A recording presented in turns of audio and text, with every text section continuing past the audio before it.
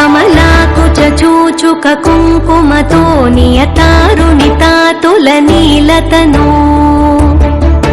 कमलायतलोचन लोकपते विजयी भव वेङ्कटशैलपते स चतुर्मुख षण्मुख पञ्चमुख प्रमुखाखिल दैवतमौलिमणे शरणागत वत्सल सारनिधे परिपालय मां वृषशैलपते अतिवेलतया तव दुर्विषहैरनुवेलकृतैरपराधशतैः भरितं त्वरितं वृषशैलपते परया कृपया परिपाहि हरे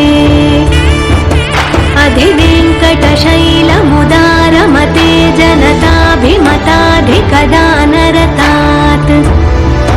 परदेवतया गदितान्निगमै कमलादयितान्न परं कलये